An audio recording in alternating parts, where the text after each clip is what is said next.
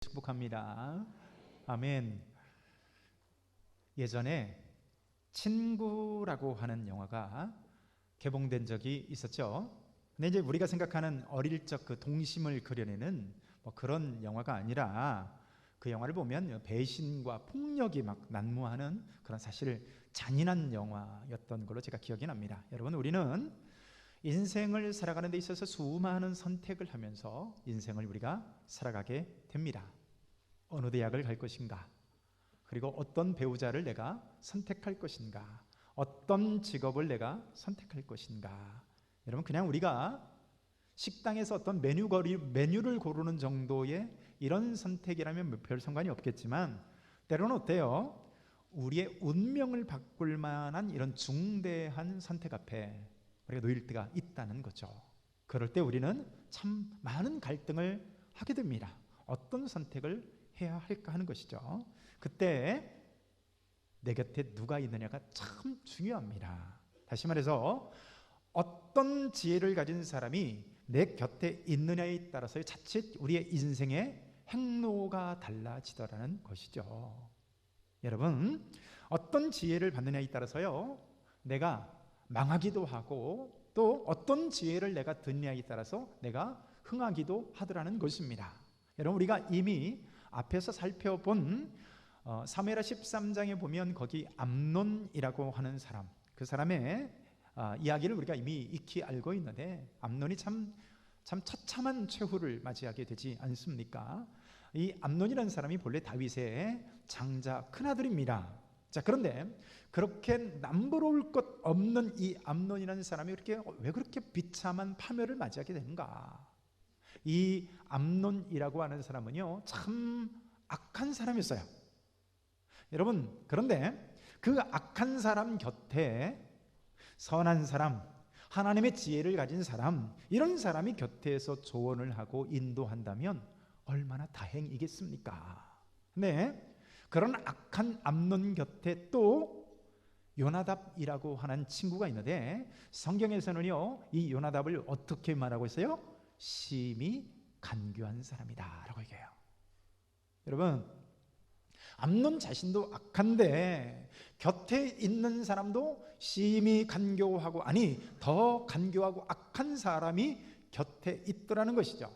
여러분, 암논이라는 사람이 악한 이유가 뭡니까?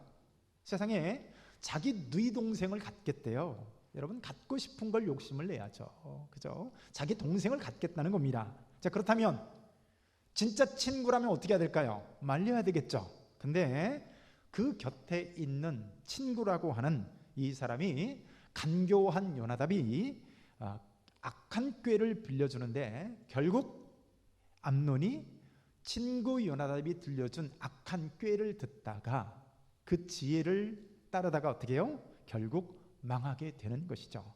다윗 다음에 이 대권을 이어받을 이 장자의 지위를 가진 사람이었어요. 어느 것 하나 부족함이 없는 사람이었어요. 그런데 그랬던 암논이라는 사람이 곁에 있는 사람의 잘못된 지혜를 받아들이니까 어때요? 지혜라고 말할 것도 없어요. 악한 꾀죠. 잔머리죠. 결국 이것을 받아들인 그런 비참한 최후를 맞이하는 것들을 우리가 보게 됩니다. 여러분, 오늘 우리가 예배를 드리고 있지만, 오늘 우리들 곁에, 여러분들 곁에 어떤 사람들이 있습니까? 내 곁에 얼마나 많은 사람들이 있는가라고 하는, 그것보다 더 중요한 게 뭐냐면 어떤 부류의 사람이 있느냐예요.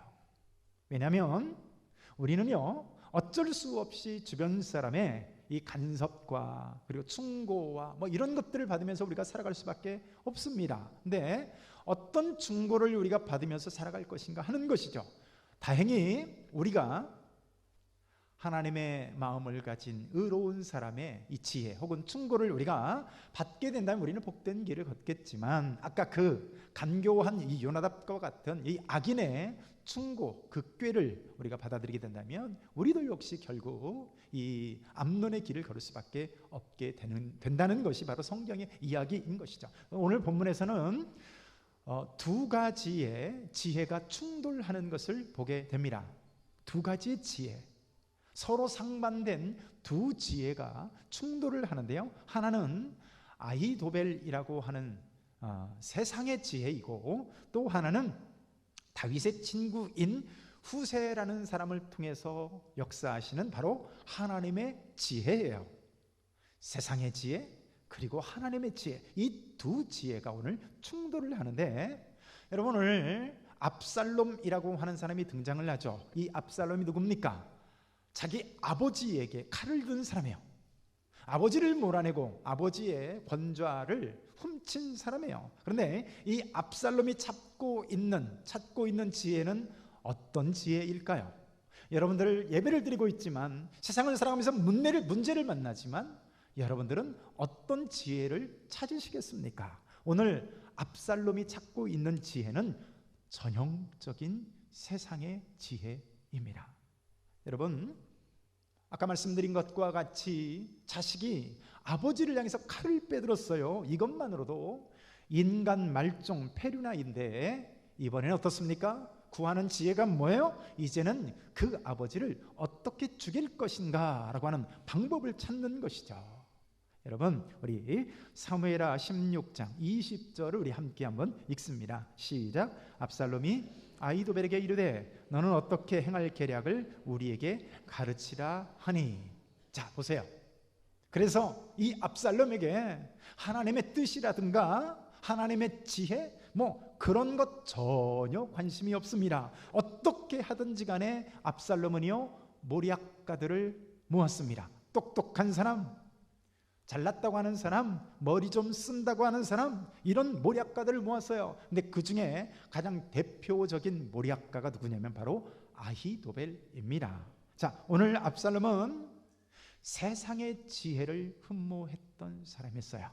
그는 한 번도 하나님의 지혜를 사모하거나 하나님의 말씀, 하나님의 뜻 등등의 이런 하나님의 지혜를 사모한 적이 없습니다.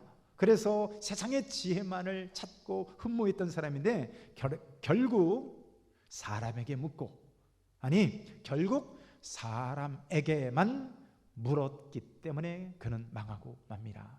여러분, 왜 사람에게만 물어서는 안 될까요? 자, 오늘 이스라엘의 가장 똑똑한 사람이라고 말하는 아히도벨에게서 나온 지혜가 무엇인지를 한번 보시죠. 우리 16장 21절 말씀인데요, 우리 함께 한번 읽을까요? 시작. 아히도벨이 압살롬에게 이르되 왕의 아버지가 남겨두어 왕궁을 지키게 한 후궁들과 더불어 동침하소서. 그리하면 왕께서 왕의 아버지가 미워하는 바 됨을 온 이스라엘이 들으리니 왕과 함께 있는 모든 사람의 힘이 더욱 강하여지리이다 하니라. 자, 보세요. 똑똑한 사람이에요.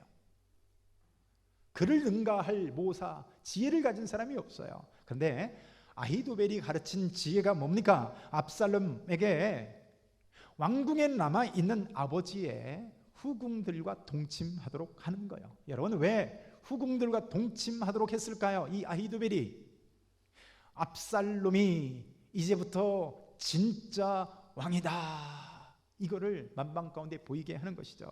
이 당시에 왕의 후궁을 취하는 것은 억지로 정권을 빼앗았던 사람들이 왕의 계승자인 것을 알리는 일반적인 전략 중에 하나였습니다.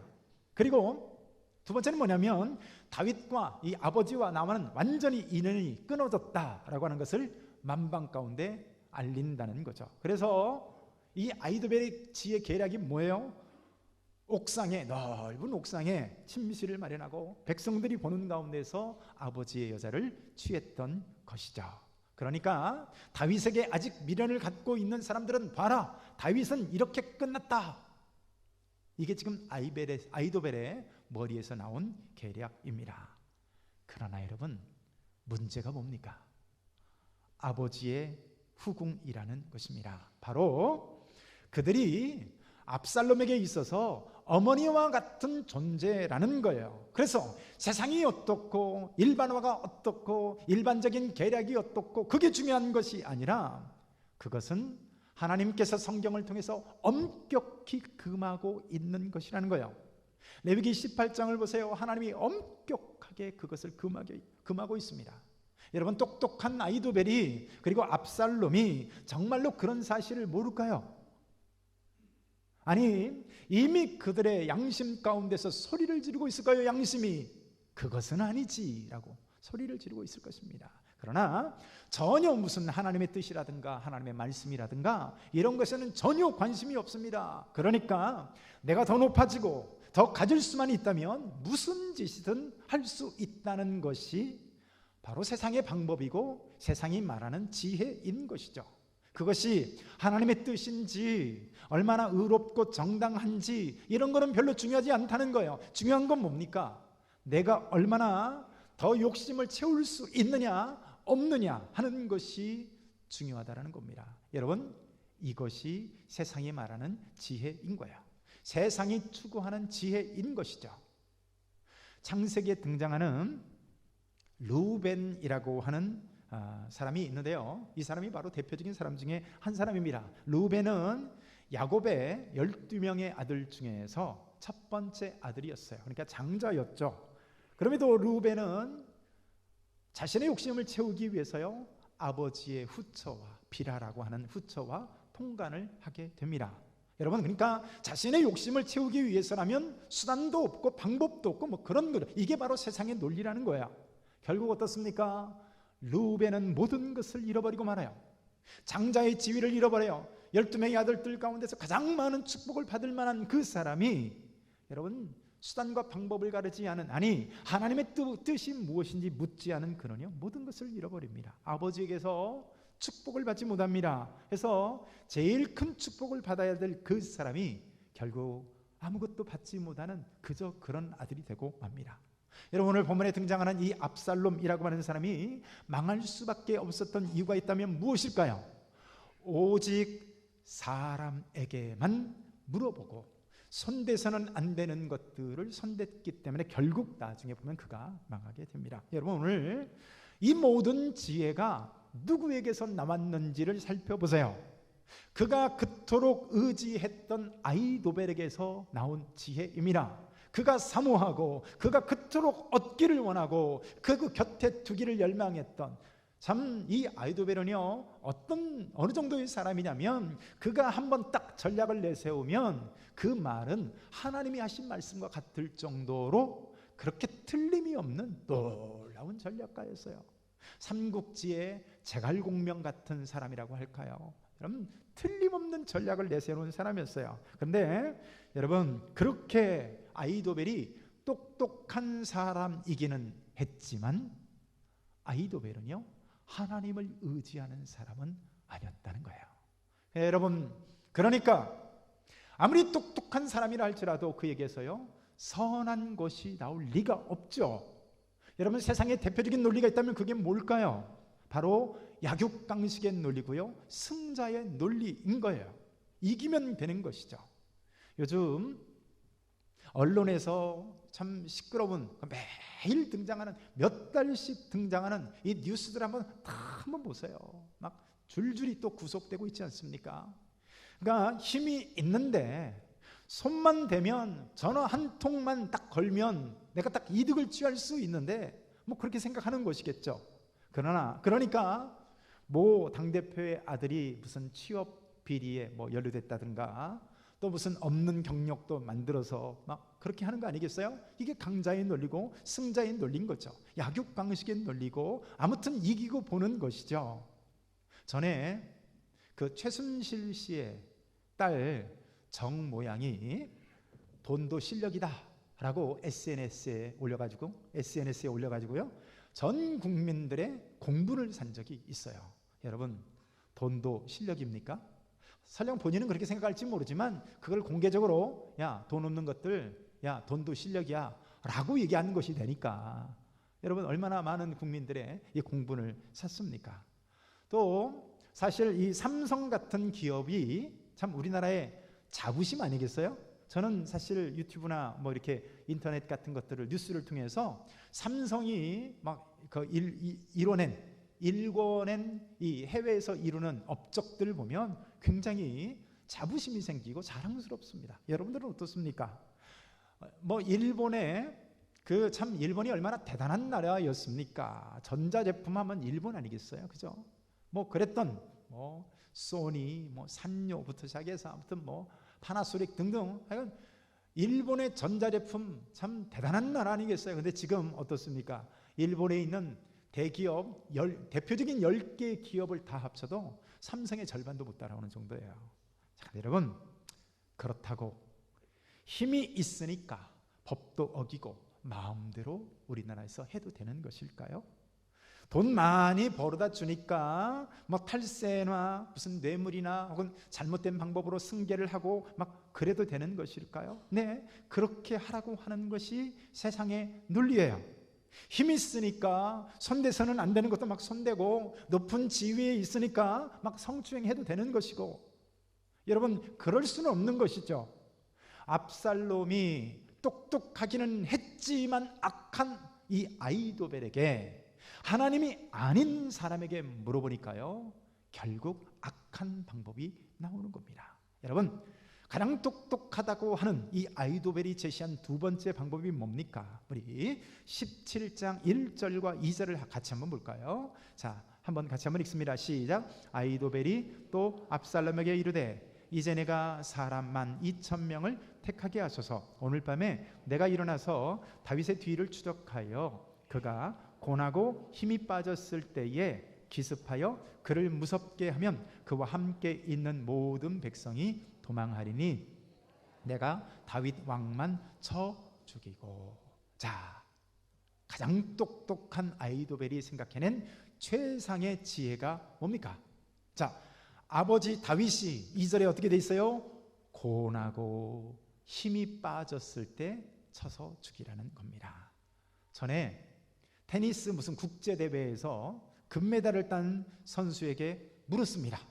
금메달을 땄으니까 얼마나 자랑스럽겠어요? 기자가 가서 물었습니다. 당신이 오늘 이기는 데 있어서 가장 힘들었던 것이 무엇입니까?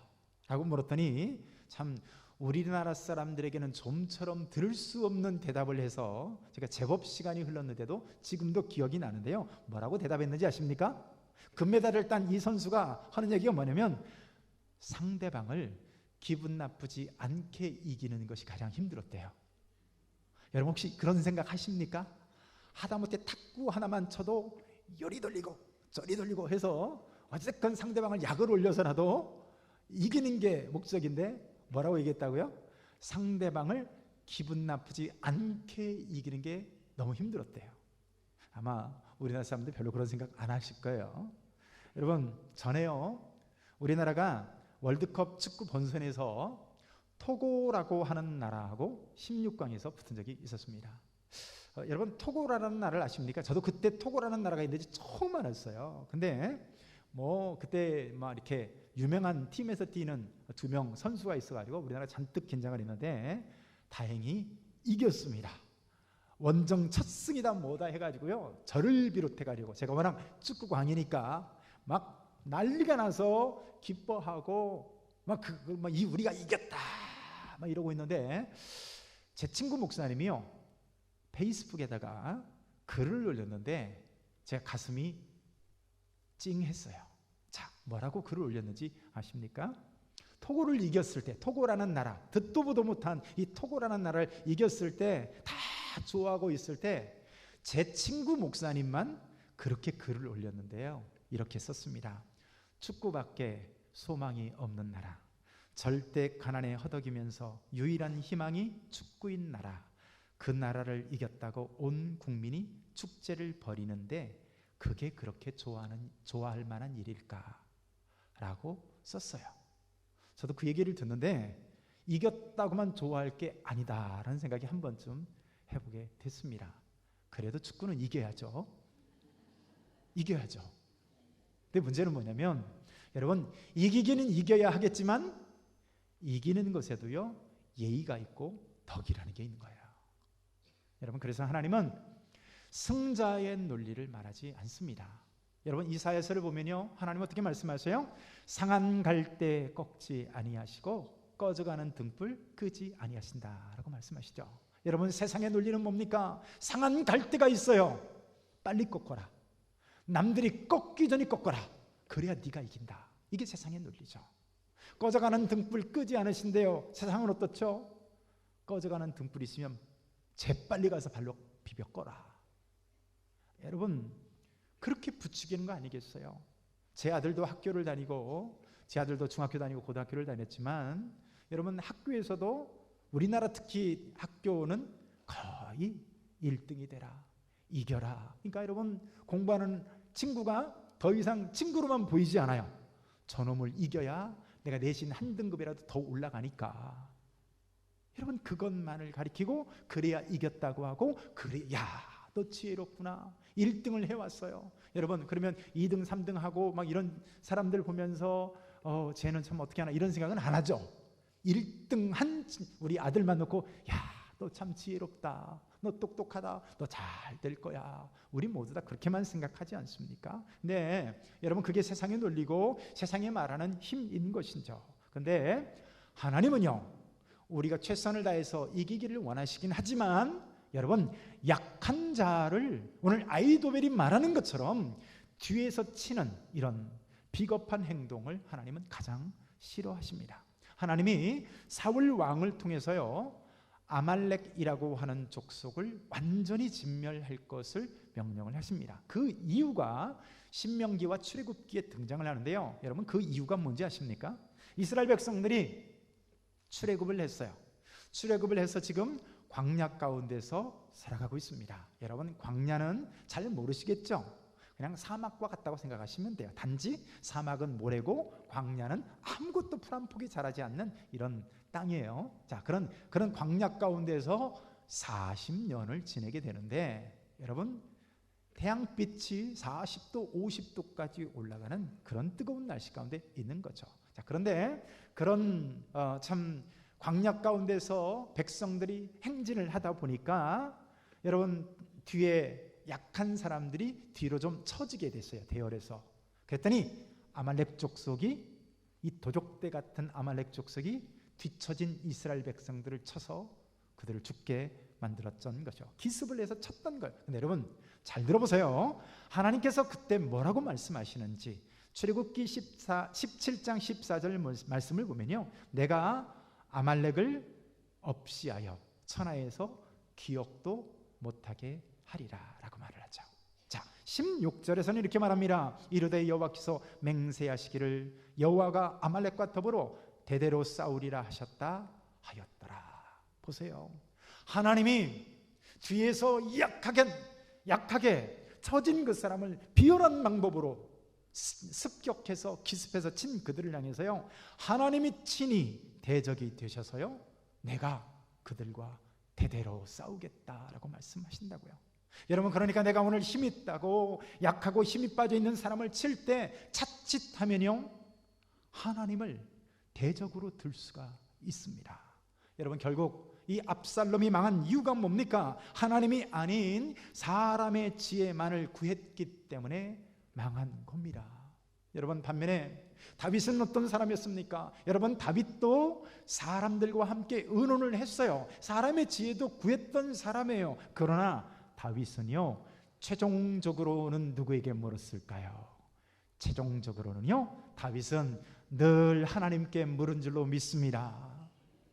시글락에서도 아말렉에게 약탈을 당했을 때 하나님께 묻습니다. 사무엘상 30장 8절 말씀해 보면 다윗이 여호와께 묻자와 이르되 내가 이 군대를 추격하면 따라잡겠나이까 하니 여호와께서 그에게 대답하시되 그를 쫓아가라 내가 반드시 따라잡고 도로 찾으리라. 아니 그냥 전략적으로 판단하면 되지 꼭 이렇게 물어야 합니까? 근데요 하나님의 사람 다윗은 꼭 하나님께 묻습니다. 또 다윗을 그토록 찾아서 죽이려고 했던 사울 왕이 죽었습니다. 그래서 다윗이 어쩔 수 없이 블레셋이라는 나라의 적국에 여러분 망명을 해 있었어요. 근데 그 사울 왕이 죽었습니다. 그러면 유대 땅으로 돌아가는 것은 너무나 당연하지 않습니까? 그러니까 그냥 돌아가면 되는 거예요. 그런데 그때도 먼저 하나님께 묻습니다. 하나님, 제가 돌아가야 할까요? 묻는 거예요. 그가 왕이 되었을 때도 마찬가지입니다. 작전을 펴기 전에 참모들의 말도 듣고 군사의 말도 듣고 조언도 듣지만 최종적인 판단은요 여호와 하나님께 묻고 난 뒤에 판단을 내리는 것이죠. 여러분 압살롬과 다윗과의 차이가 뭐예요? 압살롬은 사람에게 물었고 다윗은 하나님께 물었던 거예요. 압살롬이 세상의 지혜를 구하는 사람이었다면 다윗은 하나님의 지혜를 구했던 사람입니다. 그래서 앞서 다윗이 신발도 신지 못한 채 도망칠 때 참 이 사울 가문에 속한 시므이가 얼마나 다윗을 저주했는지 몰라요. 근데 인간적으로 생각하면 다윗이 부장들을 시켜가지고요 당장에 목을 칠 수도 있었을 거예요. 그런데 그 모든 모욕을요 하나님의 책망으로 받아들이고 겸손한 반응을 보입니다. 어쩌면요 단칼에 쳐서 죽이고 사람들에게 나 아직 안 죽었어, 여러분 이게 세상의 어떤 그런 지혜 아니겠어요? 근데 여러분 다윗은 하나님의 지혜가 먼저입니다. 지금 이 상황이 하나님으로부터 비롯된 것이냐 아니면 사람에게서냐, 이게 다윗에게 더 중요했던 것이죠. 여러분 영적으로 이해했던 겁니다. 자, 그런 다윗에게 오늘 하나님께서요 후세라고 하는 사람을 붙여줍니다. 여러분 후세는 다윗의 친구였습니다. 근데 오늘 다윗을 향해서 찾아왔던 이 후세에게 하나님께서 다윗에게요 영감을 불어넣어 주시는데요, 사무엘하 15장 34절 말씀에 보면, 자 우리 스크린 참조해서 우리 같이 한번 볼까요? 15장 34절입니다. 안 뜨는 거 보니까 저 혼자 읽겠습니다. 그러나 내가 만일 성보로 돌아가서 압살롬에게 말하기를 왕이여 내가 왕의 종이니이다, 전에는 내가 왕의 아버지의 종이었더니 이제는 내가 왕의 종이니이다 하면 네가 나를 위하여 아히도벨의 모략을 패하게 하리라. 여러분 보세요. 위급한 상황에서 하나님께서 그에게 다윗에게 영감을 주시는데 번뜩이는 지혜를 주셨어요. 어떻게 해요? 여러분 이 압살롬 곁에 후세를 곁에 두는 것은요 요즘식으로 말하면 신의 한 수였습니다. 사실 전략적으로 보면 아히도벨의 말이 틀린 것이 없습니다. 여러분 보세요. 다윗은 지금 지쳐 있어요. 오합지졸입니다. 쳐도 언제 쳐야 돼요? 지금 쳐야 되는 것이죠. 네, 여러분 놀라운 것은 압살롬부터 시작해서 모든 대신들이 다 아히도벨의 말을 옳다고 생각합니다. 자, 그러면 끝난 거 아니겠어요? 그러면 군사를 동원해서 가서 그냥 치면 되는 거예요. 그런데 희한한 일이 벌어지기 시작합니다. 자, 17장 5절을 읽습니다. 시작. 압살롬이 이르되 아렉 사람 후세도 부르라, 우리가 이제 그의 말도 듣자 하니라. 보세요. 아히도벨의 말이 맞았어요. 사람들이 다 좋다고 여겼어요. 그러면 끝나는 거예요. 가면 되는 거예요. 그런데 이 압살롬의 마음에 번뜩 어떤 생각이 들어요? 야, 후세 말도 좀 들어보자. 야, 이렇게 된 것이죠. 여러분 누가 하셨을까요? 우리 하나님이 하신 줄로 믿습니다. 여러분 사실 이 후세라는 사람은요 압살롬 편에서 보면 완전히 믿을 수 있는 사람이 전혀 아닙니다. 절대적으로 다윗과 함께 했던 사람이고 다윗 친구고 다윗의 편이었던 사람이에요. 근데 어떻게 후세를 믿습니까? 근데 후세의 말도 들어보자라고 말하는 거예요. 그러면서 여러분 여기 어떻게 써 있어요? 이는 여호와께서 행하신 일이다 라고 말을 하고 있는 것이죠. 여러분 아히도벨의 말이 항상 맞았지만 후세가 그렇게 합니다. 이번에는 틀렸습니다. 왜냐하면 아버지 다윗은 백전노장입니다. 어려서부터 전쟁터에서 잔뼈가 굵은 사람입니다. 그런데 지금 급히 군대가 몰아올 것을 모르겠습니까? 그러니까 틀림없이 다윗이 역함정을 파놓고 기다리고 있을 겁니다. 굴이나 산중에 이렇게 그 군인들을 매복시켜서 그렇게 되면 왕의 군대가 몰살당합니다. 그러니까 왕이시여 제 말을 들으십시오 하면서 이 후세가 말을 일러주는데요, 온 이스라엘에서 모든 군사를 다 소집하십시오. 그리고 왕께서 친히 이끌고 그 전쟁에 참여하십시오 라고 얘기하는 거예요. 여러분 그런데 어떻게 생각해요?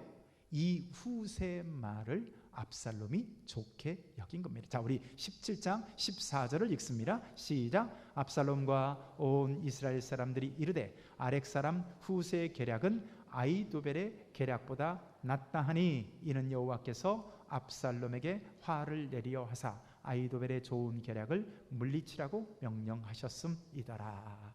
여러분 어떻게 써 있어요? 이는 여호와께서 행하셨다라고 말을 합니다. 여러분 말씀을 맺습니다. 우리가 의지하는 지혜는 무엇인가를 돌아보십시오. 여러분, 어려움에 있지 않습니까? 문제에 봉착하지 않았습니까? 선택의 기로에 있지 않습니까? 그때 여러분들은 어디에 묻고 있습니까? 세상의 지혜만을 구하고 그것만을 따라간다면요, 우리는 압살롬의 길을 걸어가는 사람이에요. 여러분, 오늘 우리가 진정 이기는 사람은 아이도벨의 지혜를 가진 압살롬이 아닙니다. 여러분, 하나님께 묻고 하나님의 지혜를 구하는 다윗이 승리한 줄로 믿습니다. 오늘 오직 세상의 지혜가 아닌 하나님의 지혜를 구하고 따라가시는 저와 여러분들의 삶이 되시기를 축복합니다. 한 목소리를 한번 우리 기도합니다. 오늘도 기도할 때 하나님, 문제에 만났습니까? 어려움에 봉착했습니까? 선택의 기로에 있습니까? 하나님, 그때 내가 묻는 지혜는 어떤 지혜입니까? 하나님, 오직 세상만의 지혜를 따라가는 사람입니까? 아니면 하나님의 지혜를 구하는 사람입니까? 하나님, 하나님의 지혜를 구하며 하나님의 뜻을 구하는 우리 되게 하여 주옵소서. 우리 한 목소리를 한번 기도합니다. 하나님 아버지,